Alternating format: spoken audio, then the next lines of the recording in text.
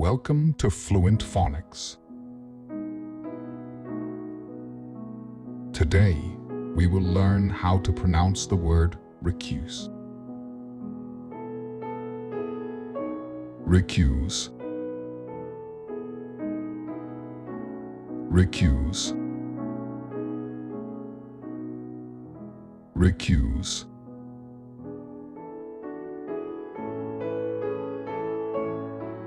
Here's an example of how one might use it in a sentence. The judge had to recuse herself from the case because she had a personal connection to one of the parties involved.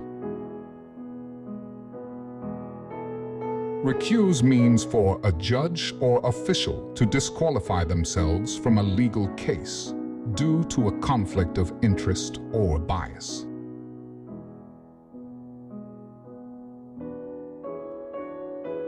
Thank you for your time. If you enjoyed this, please like and subscribe for further content.